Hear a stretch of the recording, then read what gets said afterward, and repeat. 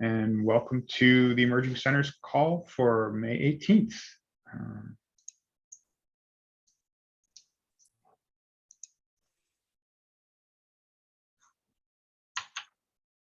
Oops, maybe that works, okay. Okay, so for folks who are joining a CARC call for the first time, just a quick overview. We're the Campus Research Computing Consortium, advancing the frontiers of research by improving the effectiveness of professionals in RCD positions, their career development and visibility, and helping them deliver services and resources for researchers. As you can see, there's a number of tracks which make up the People Network, an ongoing conference about matters of concern to RCD professionals. That's what you're attending right now in the Emerging Centers track. We also have the researcher-facing, systems-facing, and data-facing tracks. And today we'll be introducing a new strategy and policy-facing track. Patrick Schmitz will be our guest. Doug Jennewein was on the slate, but unfortunately had a conflict. And Patrick will be walking us through that. There's also a set of working groups that have particular projects to undertake with deliverables to the CARC community, and all of it is headed by the operations group that sort of keep us running and honest and happy, mostly honest. If you have any questions, you can always check out everything at carc.org. This call is being recorded and it'll go on our YouTube channel, and you can find that on YouTube just looking for CARCC. Again, make sure that you log into the call doc, which I've posted a link in chat. So two other things before I let Patrick have the mic.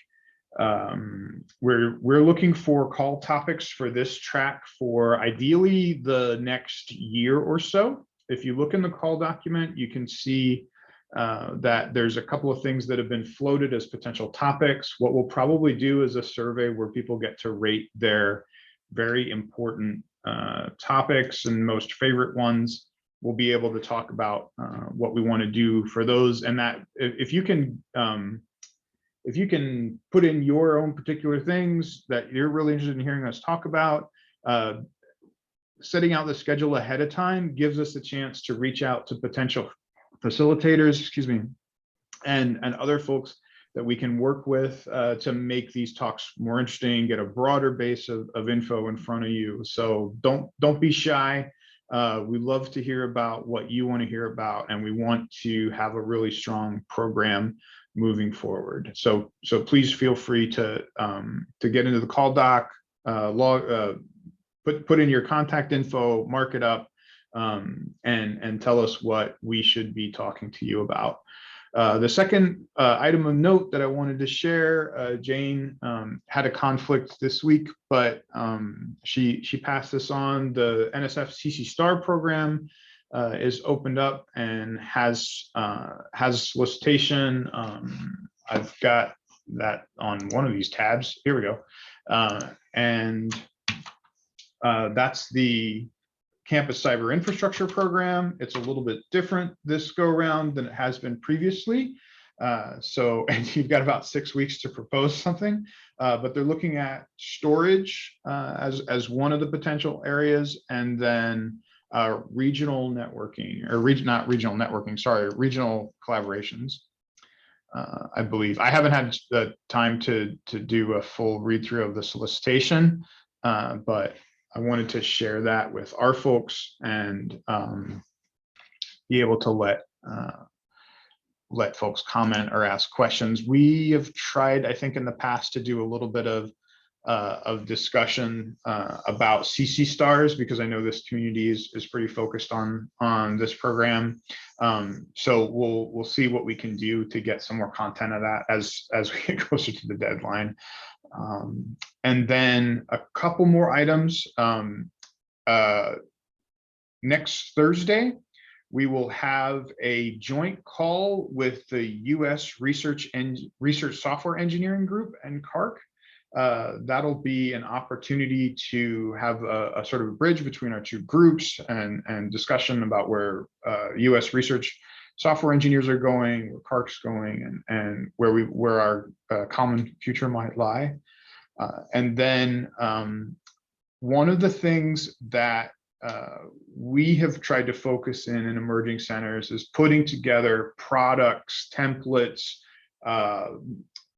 text snippets even, that people can use and incorporate into the kinds of things that they are on the hook for in their day-to-day, whether that's policy, boilerplate, stuff to make it easier for you to get your program up and running and be legit and look really professional in front of the people that you want to look professional in front of. This propagated a little bit to some of the other tracks. If you have ideas for that, what you'd like to see come out of that in systems, researcher facing, data, and even I'll put Patrick on those spots, even the new strategy and policy stuff. If you think about products that you'd like to see out of those groups that would be useful for you, Bob Freeman has said you can contact him with your ideas, and he's been collecting those to see what we might put together as sort of deliverables that can go out in the community, get circulated, hopefully get maintained over the long run, and be able to make things easier for folks moving forward, because we have a lot of expertise and knowledge in our joint community, and sharing that, making the path easier for other people who are on sort of the same direction, and sort of giving folks an opportunity to improve that, I think is really important and really beneficial.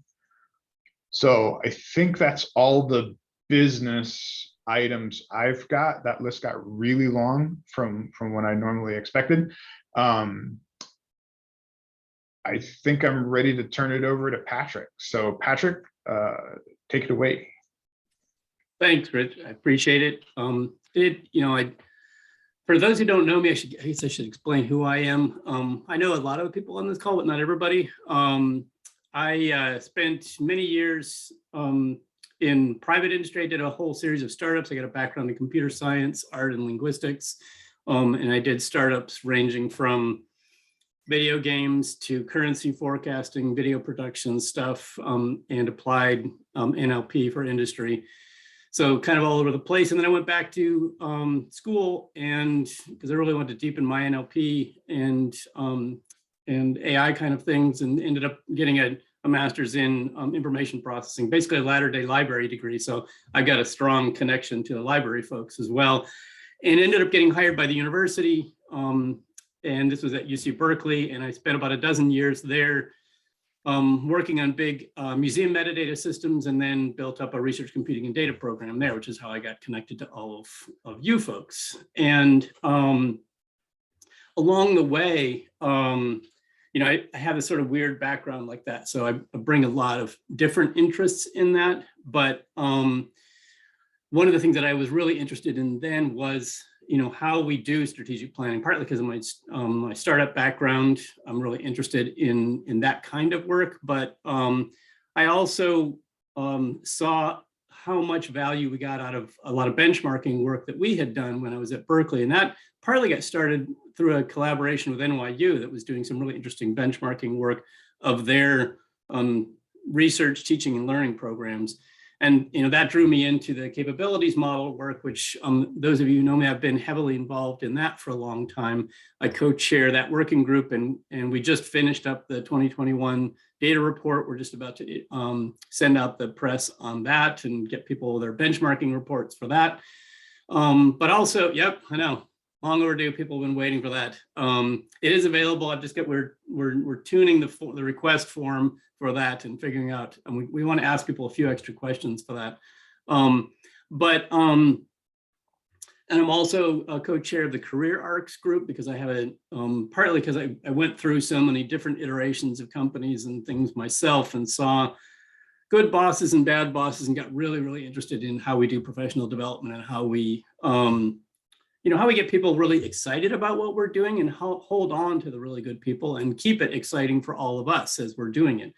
So I've been interested in the strategy and policy facing For quite a while, we had a lot of friends at CASC and of course friends in the EDUCAUSE RCD community group. And we had been discussing back and forth how to get this going. And we, Doug and I finally said, okay, well, let's just bootstrap it and we'll make this happen.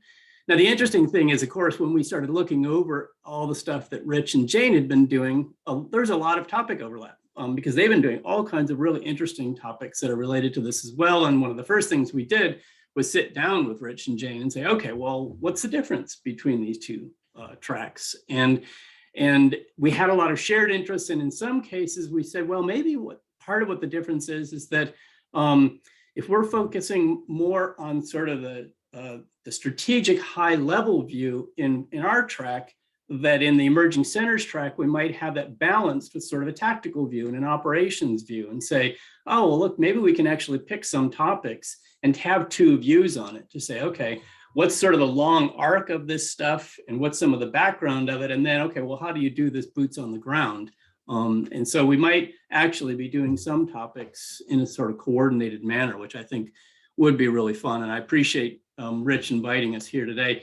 Doug really wanted to be here, but at the last minute, he got yanked into something and couldn't come. So right now, we are assembling our steering committee, which is something that a lot of the other tracks have done. And really all it is a source of ideas, kind of like what Rich was soliciting earlier to say, okay, well, let's take a look at some of the topics we want to present to the community, and who knows somebody who can present. So it's a fairly lightweight request of people, and we've got, I think, about nine of the folks that we invited have said they were going to do it, and we're just putting together a couple more, and then we'll start trying to actually put together sort of a syllabus looking ahead. And again, that's something that we'll be doing in collaboration with Rich and Jane, but we're also taking some care to talk to some of the folks at EDUCAUSE because they've been doing some related stuff as well. And the last thing we want to do is end up being, in competition or conflicting with some of our important partners out there. And so that's part of why it's taken us a little while to get this off the ground, is we're trying to do it carefully because we want to make sure that it's a nice collaboration and everybody's feeling good about how we're doing it. And that just takes a little bit of time. But to give you an idea of some of the things we talked about, impact reporting is one that's come up again and again. How do you do a good impact report for your program? How do you think about how you gather the information for that? And then how do you present that so that you're actually selling the value on investment? I'm always loath to use the term return on investment because I don't think it's that meaningful in the context of what we do. But that's a more common phrasing of it is ROI. I think there's another topic that's often used, or another rubric that's used, which is value on investment. It doesn't attempt to put a direct connection between money coming in and your investment going out, but it's really looking at, okay, well, what are we getting out of the investment we're putting into our program? And so that's why I think it's a useful term. But anyway, impact reporting is a big area around that. And there's a number of people in the community in various venues that have gotten together and talked informally about that. But I think that's an area that a lot of people have been interested. Okay, how do we do that well? Another one is something that we're actually going to be running a workshop on this summer at PERC, which is moving beyond a strategic plan. How do you actually sell a vision and a plan to your campus leadership? How do you think about who you have to influence on your campus, what they care about, and how do you build a value proposition for them? Which is, I think sometimes we analyze what we see our researchers need, and we think about what that's going to take. But really what we've come up with then is more of a strategic shopping list. That's an important first step, but that's not really the same as a strategic plan.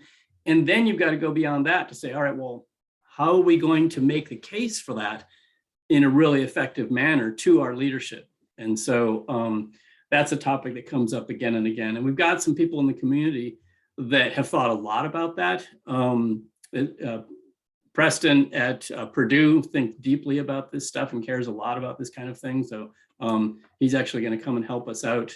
I just managed to twist his arm at the CARC planning meeting, so he's going to help us out with that workshop because he's done a lot of work in that area. That's another topic that I think we could explore in various sessions in this track. And then another one that's related to that is sort of finance-facing communications. When you think about dealing with the finance people, how do you actually understand and speak their language effectively? If you don't do that well, you can end up just having a lot of sand in the gears, basically. And learning how to work effectively with your finance people just can make things work a lot better. So those are some example topics. To the point that Rich was talking about around things the community needs and how to have shared resources. Last summer, we ran a workshop that was looking at strategic planning, but then also what did people think we could use in a national resource for strategic planning. And what I've just put a link into the chat. I should probably have put it into the notes, but I got too many windows open. But this is the report that came out of that workshop. And basically what it does is it collects all the good ideas from the workshop participants around, okay, well, what are the things we'd most like to see if we could gather together and share our collective experience and wisdom. And a lot of it is that, some of the main topics there are a repository of templates, examples, and models of strategic planning, a collection of narratives and use cases that describe successful programs. So you can actually see, okay, well, these folks sound like me. How did they actually work their way through some of this stuff? Examples and practices for communication strategies is one that came up a lot. How do I actually go pitch this thing? How do I get notice to faculty and work with our faculty on some of this stuff? And then a program of mentoring and identifying expertise related to some of this stuff. That came up again and again. And I think, there's some really, really interesting ideas there that I hope as a community we can work together on. And so this is, this is a little bit scattershot, but these are some of the different threads that I think can inform some of what we could do with this track. Having said all that, this is sort of, I'm trying to give you a sense of as far as we've come and as far as we've thought and the discussions that we've had so far and what we're learning as we do talk to people about what would be useful. But I don't want to imply that we've got it all figured out or that we actually want to be really rigid in the definition. And some of what I'd be really curious to hear from some of you folks is what are the things that you would really like to have a strategy and policy track focus on or at least explore. And so I'm happy to answer any other questions. And I can, talk about some other topic ideas if you're interested in that, but I'd also really like to hear ideas that you all have or that you think would be useful to explore in a thread like this. I have two. Great. The two sort of on my plate right now are charging policies and developing a federal recharge center kind of thing. What's the policies and procedures for such things? The other one that's sort of hot on my topics is a condo co-op policy. Clemson has a pretty good one that I'd like to borrow sometimes from. But some of the strategies and theories and then implementations are like the policies that go into how does a co-op or condo model go together, the buy-ins, the fee structures and stuff like that. Those are two that are sort of near and dear to my heart today. I think that makes a lot of sense. And I think in particular, what I think would be good about that is to actually have a group discussion around that, because what I learned when I was trying to bootstrap our condo program at Berkeley, which, I think people were surprised that 10 years ago, Berkeley actually didn't have any central research computing program. One of the curses of being a well-funded research university is that a lot of people are doing their own thing. But that started to catch up with them and bite them. And then we had to build a common one. And, when you've got a culture of doing your own thing, that brings its own challenges. But one of the things that I learned as I was able to talk to people around the country was it's very much culturally situated. depending on what your model is for how indirects come back to the campus or to departments, that can have a huge impact on how you think about how you're going to do fee structures and stuff like that. And so I think when we think about this, getting a group of people together and talking about this, and it's funny because this is going to seem like a random tangent, but when we talked about putting together use cases for a national repository, one of the things we talked about is, well, how do we annotate those in a way that allows people to discover somebody like them, and how do we come up with a metadata or tagging model that says, okay, well, this is an institution that had these qualities. And so when you're going to look for examples, you need to say, okay, I need somebody who has got these qualities like me, because somebody that's radically different with the way indirects get charged, or where their money is coming from, or even where they're reporting up in their structure, they got a whole different approach than what you may have to take. And I think that's really where having the broader discussion is actually going to be more useful than even having a good network where you can make a bunch of point-to-point calls, and you can learn something that way, certainly. And I benefited tremendously from being able to call up people like Kurt Hilligus and Ruth Marenshaw and others and say, well, how did you do this? And, what are the mistakes I should avoid and things like that. But having to tease out, oh, okay, well, that's interesting, but that's never going to work here. And stuff like that. So. Well, and I think an inverse of that is aspirational. This is how we're doing it today, but you know what? There could be a better way. Yeah. I think that's another one of, from one side is who's like me, but then who do I want to be? I think those are other pieces that, especially in the silo models and bootstrapping groups, right, is what options do I even have? Yep. And telling your vice president of research, well, you're doing indirect costs this way, but could we do it that way to be better at it, or whatever, I think is a great conversation. Well, and part of it is hearing where people stumbled. I mean, hearing failure cases is actually as useful as hearing success cases. Knowing what happens when you put your first draft of your plan out, and all of a sudden you just get rained on by some faculty. And it's like, oh, okay, I'm going to have to adjust this. What do I do now? And knowing that, okay, you're going to hit some speed bumps, and this is what it can look like. And again, it's, when at Berkeley, the thing was that we had very, very activist faculty. And in particular, the people outside of engineering were very active. And as soon as they got wind of this, they started screaming bloody murder, that once again, social sciences and humanities were going to be taxed to support sciences and engineering. Even though we had been really explicit about breadth of support being one of our key metrics, we had to tell the story really, really clearly. And, so I will say that was one of the things that surprised me, is that my time in startups helped me in ways that I never imagined. That, in a startup, you're always scrambling, and you're always looking for business partners, and you're always evaluating, okay, how can we help each other to be successful?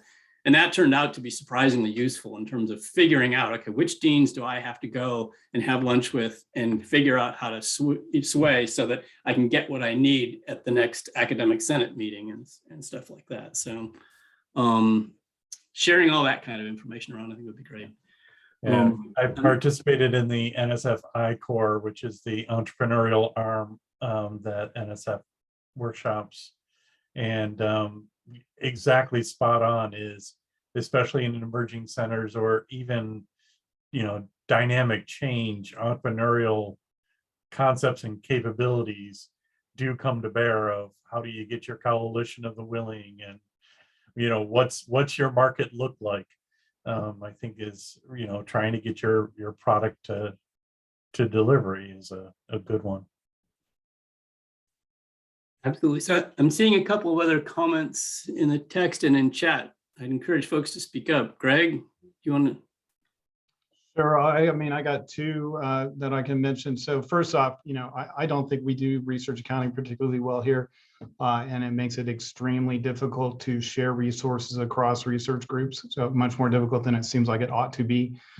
So some discussions of how to, work with your CFO and particularly with your research accounting folks and try to get them to, not be less rigorous. They clearly need to be rigorous if all the accounting needs to happen correctly and compliantly, everything like that. But it can be not quite as horrific as it seems to be around here to share resources. So that would be something I would love to hear discussion on, people who've had success of sort of shifting your research accounting folks to make them a little more flexible.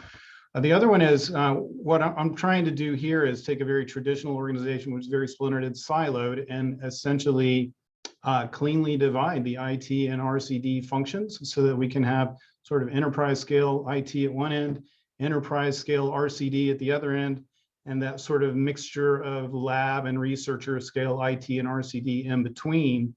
And I'm getting a lot of pushback basically from IT people who don't want to be thought of as RCD folks. So a strategy for sort of cleanly delineating these two groups in a way that gets us a better operating model where the enterprise stuff is done at each end and the lab scale stuff is done in the middle. That is not as easy as I was kind of hoping it would be, I guess.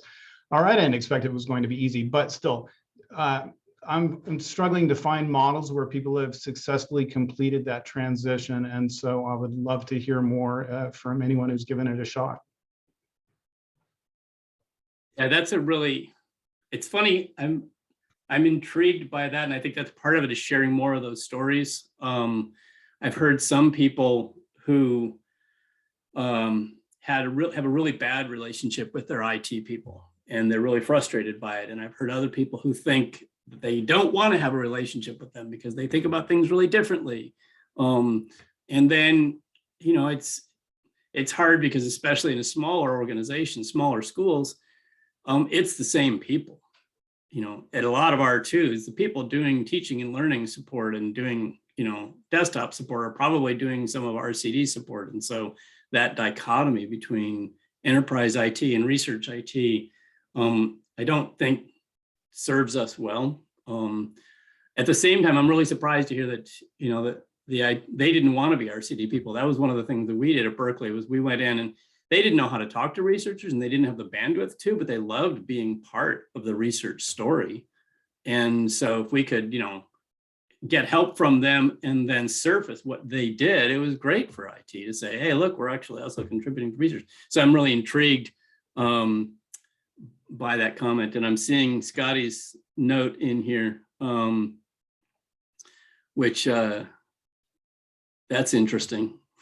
Research is not the business of the university. That's really interesting, especially in a research university. But I do think, certainly there's going to be some places where there's some ambivalence about research. And I think that's also, if you report up to a VCR or a VPR, it can be more challenging to work with an IT group that reports up through the CIO. And I think that's where, gathering more stories and hearing, okay, well, what worked and what didn't in different environments will be useful. So here's one that I want to throw out there and get people to respond to. I have the sense that having more just narratives, where we interview somebody and we write it up and we say, okay, this is the situation we were in. This is what we tried. This is where we stumbled. This is how we course corrected. And this is what worked.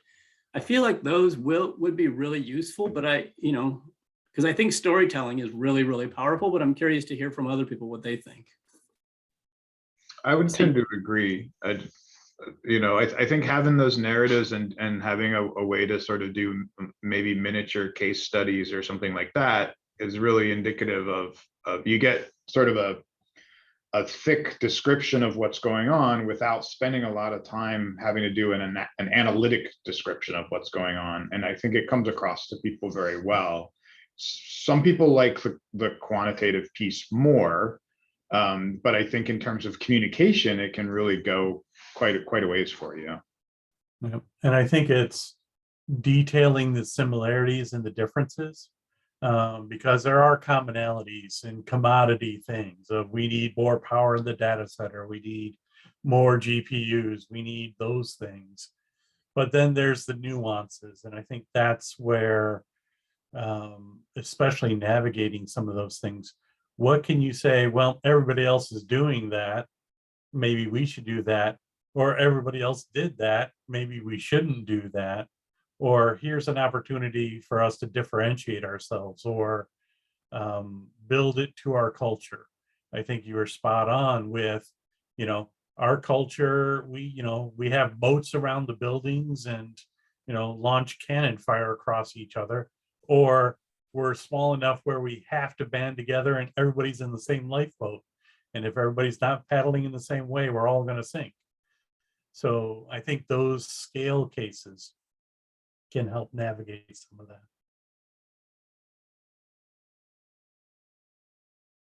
Anybody else have opinions on, I mean, to Rich's point, I wouldn't do the narratives to the exclusion of data. But we hear a lot about this sort of, well, just tell me how it worked.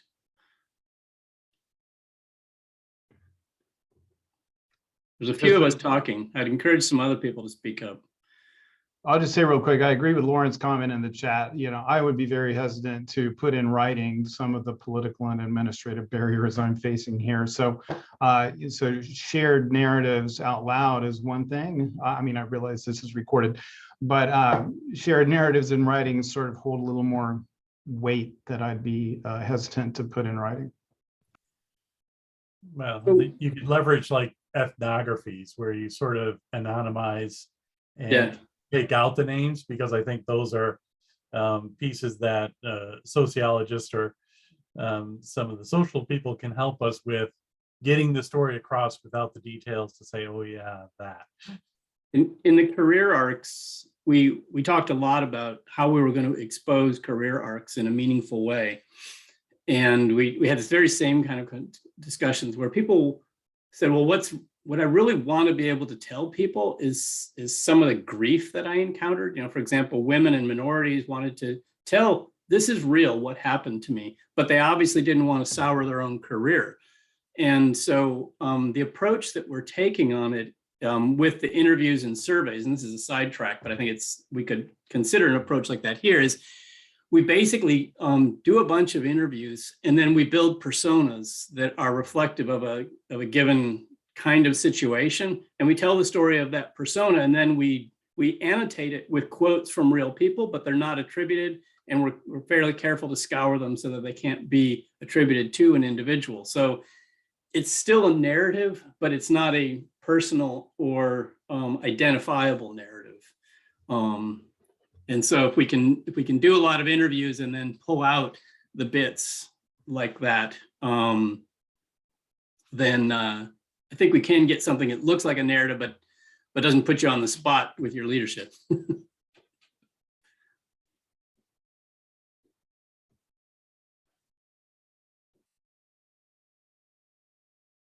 I'm looking at Scotty's comment about it is pulling truth out from surveys is really hard. With the career arcs, we did a survey to learn about some general things, but we really think we're going to have to do interviews to get real stories.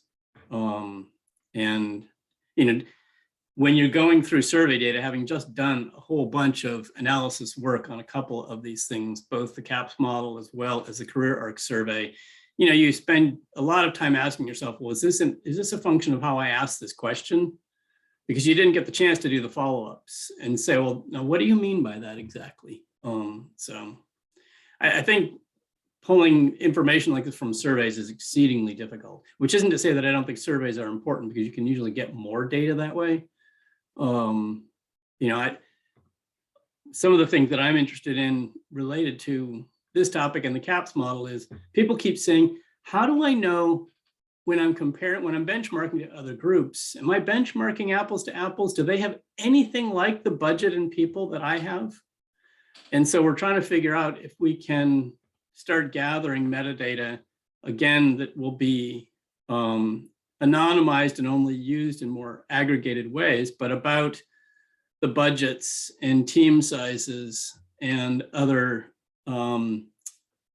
financial aspects of what teams have so that you can then relate that to what they're saying about their capabilities and their programs and things like that. And I'm curious what the sensitivity will be to answering those questions. So, which, I'm amazed at some of the data that people put into the EDUCAUSE stuff, given that it's all completely public.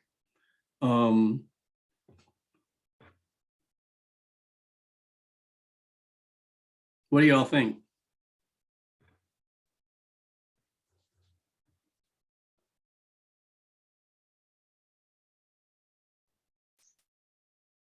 I think Mike makes a good point. It's for certain groups, it's really hard to see who your peers are and how other folks are doing. And if there's a potential to connect people together, it's really useful.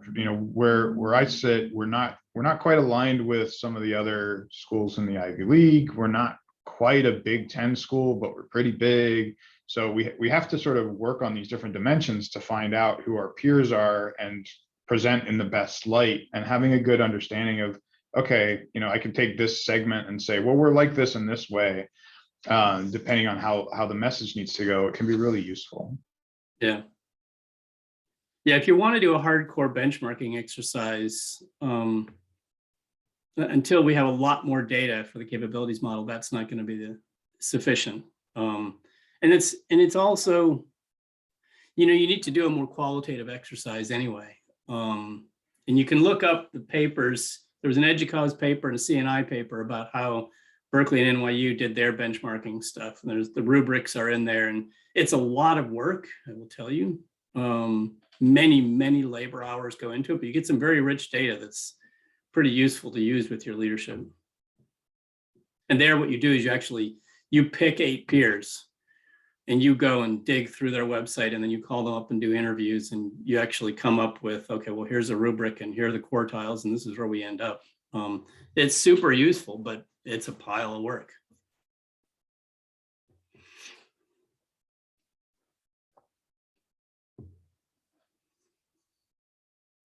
What was the title of that paper, Patrick? Oh, golly, I'll have to go dig it up.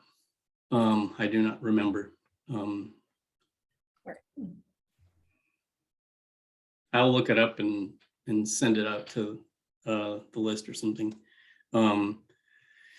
Yeah, Kirk, I think doctoral students using it, I think another big one is if you can track faculty and grad student recruitments that you were involved in, or, you can ask the faculty, were your services a factor in being able to recruit grad students to your program? That's a really useful impact metric. Faculty retention is huge these days. Yeah, articles published is great. Research dollars you're supporting. This is tenuous, but it's still one that we all use. There was a great discussion I had one time with Kurt Hilligus, who they went through a very careful program of building up a numeric case for all these different things and presented it to their provost or president. And they said, well, this is all great, but what I really want to know is, are the faculty happy?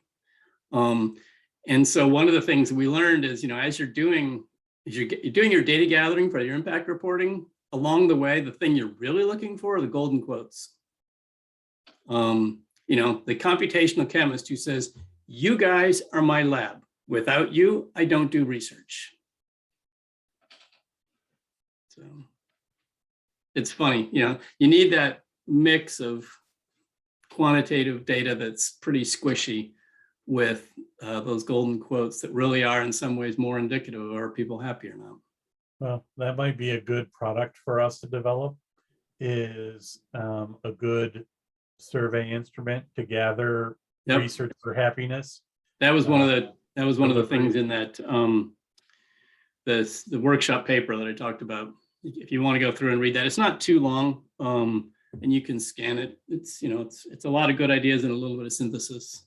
We just tried to write up what came out of all our breakouts and everything. But that was definitely one that people wanted. They wanted both a sort of faculty needs survey as well as a faculty satisfaction survey. They want templates for those things. Yeah, Rich, that's the one that I say is squishy. you definitely want to gather it and say, okay, we are directly supporting faculty who have this many research dollars. Can we say we caused them to get the grants? No. But, they're using our stuff and they'd be going elsewhere without it.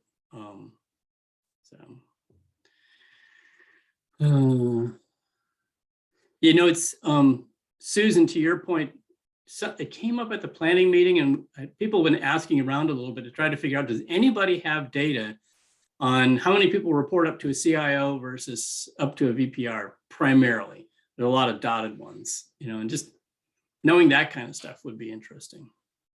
Did you want to add anything to that, Susan? No, that's good. Thanks.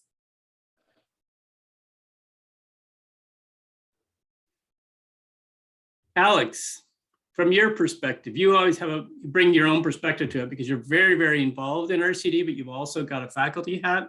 When you think about what you would be interested either in hearing about or ensuring that we were talking about in a strategy and policy facing track, are there any things that you'd want to add to what we've got pointed out?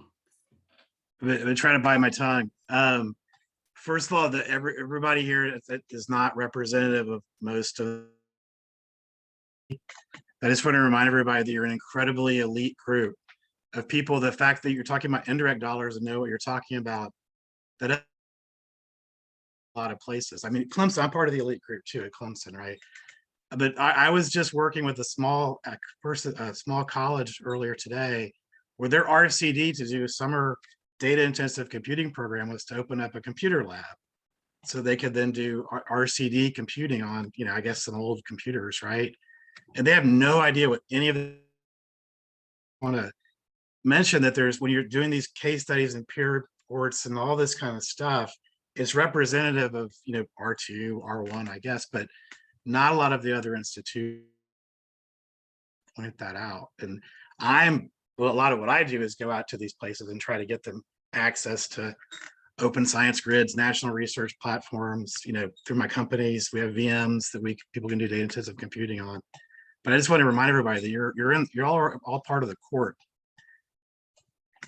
Yeah. 15 years ago, I was doing cyber infrastructure for the humanities. It was a big Mellon funded project. And in the first place, none of them knew what CI was. And that was one of the first places where I learned, let's not use CI. But they said infrastructure, does that mean I could get a new laptop? Or could I get a dais that I wasn't going to tip over when I put my laptop on it? And it was like, oh, can you help us figure out how we can use the right dollars to get a projector in one of our rooms? I mean, it was, even in an R1, the humanities are often in the situation you're describing, Alex. So there's so many different aspects to this in terms of where people sit and what their sophistication is or what they've had access to in the past. And then the other side of it is some areas of the domains are so advanced in terms of things like data sharing. Near Eastern Studies has got this long history of transliterating all the cuneiform tablets and putting them in a big shared, commonly annotated set of data repositories. And it's incredible, and they're so far ahead of a lot of other domains. At the same time, none of them have access to computing to actually work on this stuff. So. But it's an interesting point, Alex. And I know, I also do some work with the tribal colleges and universities. And for a lot of them, it's first, can we get a network up and running that's reliable enough that we can actually talk to each other? And then we'll start talking about shared computing and things like that. So.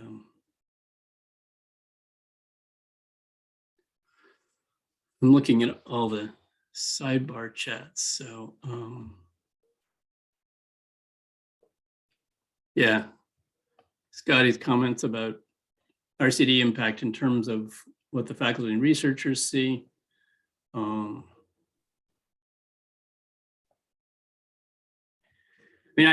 A talk that I've done periodically, this is me doing one of my own personal passion rants. I'm really deeply frustrated by, how white we are in RCD.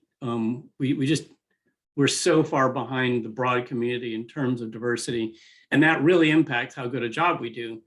And one of the points that I've made is if one of our key success metrics for our programs is breadth of support on our campus, and by that what I mean is not just supporting the sciences or the people who already know how to do computing because they came up through grad school doing it, but actually figuring out how to advance the research in the arts and humanities and social sciences. And to do that well, you're going to hire some of those grad students who can actually work because they're a cheap way of getting additional support. And all of a sudden, when you start looking at domain diversity in your support and you start building a good team for that, it turns out that there's a lot more women and minorities in the social sciences and the humanities. And you can take care of your goals around demographic diversity if you really think about domain diversity in terms of how you set your goals for your program. And I mean, it doesn't apply everywhere. Not everybody has a huge, broad range of domains on their campus or at their institute. But in many places, they hire a bunch of science PhDs. And the honest truth is they're not that great at supporting people in the social sciences and the humanities because the way they ask research questions is fairly different. And if you really look at that, you can make some progress there.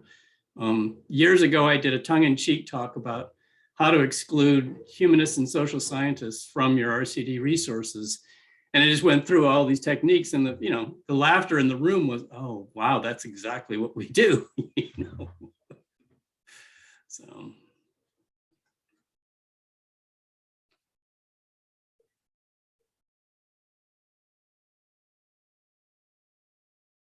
Anybody else? There's lots of other people here. Some faces I know, nobody's talking. I'll throw one in, and I realize I'm not a different person, but it would be, I think, helpful to hear strategies for, I will call it moving an organization or even a specific research group from what I'll call perfectly good, but organization-specific standards like around open data or security practices or identity management or anything like that, and instead have us sort of more adopting external standards, which makes interoperability easier, meeting sponsor requirements easier, and all that kind of stuff. So strategies for getting people to move from those things they put in place 25 years ago, and they've served them perfectly well over the years, but they're now to the point where there's too many external requirements coming at us, and clinging to those internal practices isn't really going to work anymore. And trying to get people to adopt these adopt external things instead of creating things of their own is, I would love to hear what people have done in that space. I mean, I suspect, again, it's one of those things where people will want to hear the narrative about what did it take and what did it get them? Because when you're constrained on resources, you got to be motivated. Okay, why would I do all that? Is it really going to help? Or is it, it's sort of like when you're writing code, you might know you need to rewrite everything to be a lot cleaner, but if it's working and nobody cares, then sometimes you leave the spaghetti code there. Yeah, and I think that's the difference between a greenfield implementation of an emerging center and a well-established center, right? Is how do we navigate some of those things? But I think it's always pushing the retrospective of like, are we doing it right? Which is, I think, especially in higher ed, we like it this way, and it's always been this way, and we'll love it this way. But I mean, it does get you to the point where all of a sudden you realize, oh, we can't do these things if we don't make this investment. We can't collaborate very well. Oh, we're losing out on grants because we're not set up to collaborate well. Oh, well, then that's the problem. And if that's the story you tell, then you have that motivation. I mean, that's what at Berkeley was. They were getting plenty of money for a long time, but then they started getting dinged on grants because NSF said, we're tired of funding private clusters. If this is not going into shared infrastructure, you're getting dinged on your grants. Well, that woke up a lot of researchers, and they went and started pounding the table with the VCR and the CIO saying, we need to fix this. And that's exactly it. So to Greg's point, yes, if you find you can't do something because you have to fix the way you do things, then that's the motivation, and that's the story that has to be told.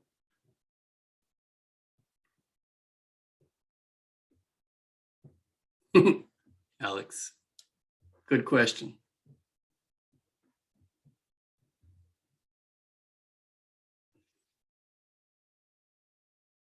Do we have anybody here that's like an emerging center? Cornell. Yeah, I mean, and Cornell was one of the original supercomputing centers. But we're still working stuff out. We had to convert to a completely different model multiple times. And we have, we're still trying to convince local faculty of the value that we provide to them. So, I understand that it may not seem that way, but from where we sit, I think a lot of times it definitely is a work of, there's a lot of things that we haven't articulated or have changed since the first time we articulated them.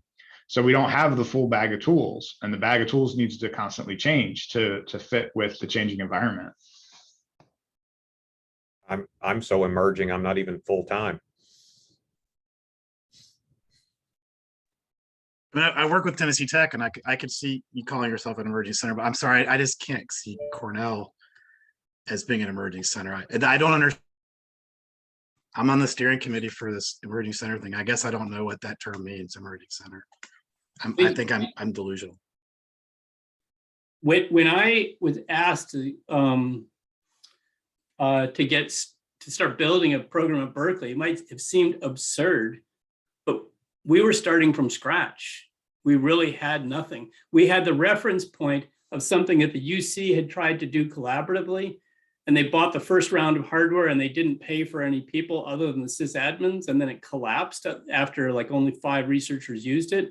And that was their reference point. And they said, okay, don't do that, but build a program. And so it might seem crazy that at Berkeley, when I was there, we were starting from scratch. We were an emerging center for the first 3 or 4 years.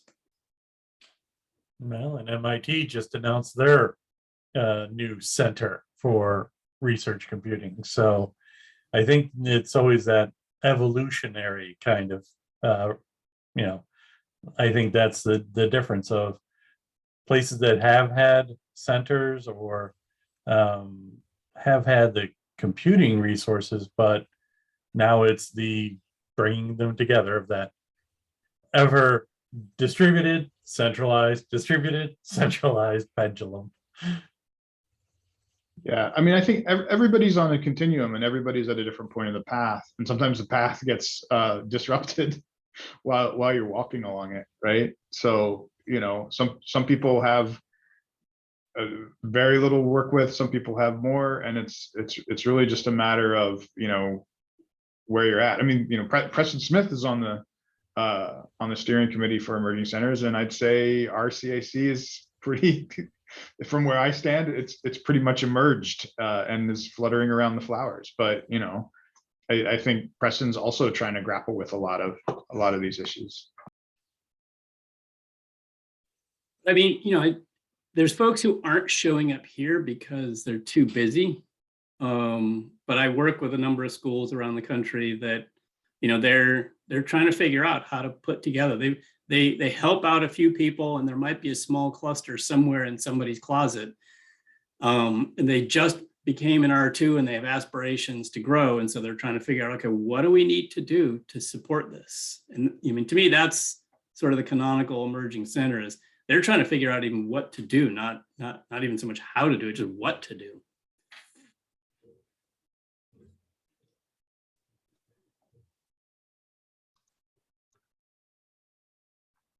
This is Tony Elam at the University of Kentucky. It turns out that our center has definitely been revitalized over the last few years.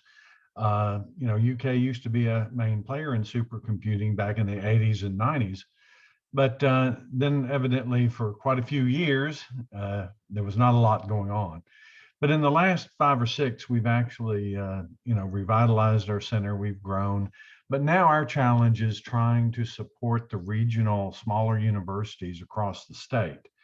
So, being able to diversify our user base and provide resources and services, to many of the other universities that just lack the resources and expertise.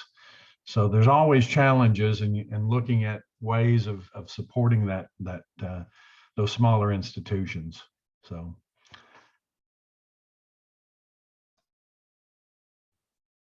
Thank you, Tony.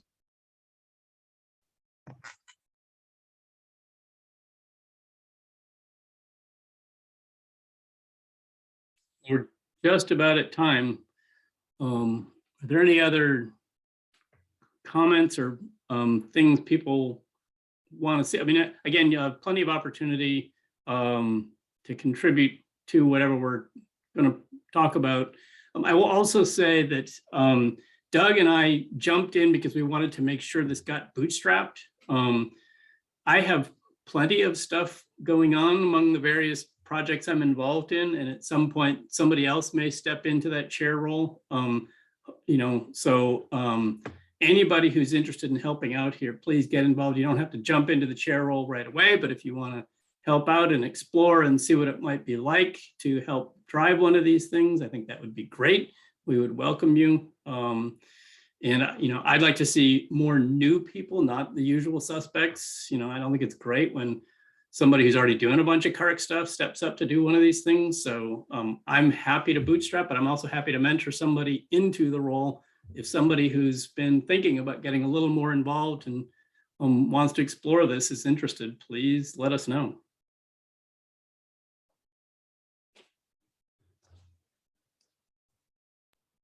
Okay, great. Thank you very much, Patrick. We look forward to hearing some more, and I think we'll have a lot of opportunities to collaborate between both of our tracks and probably have quite a bit of flow back and forth.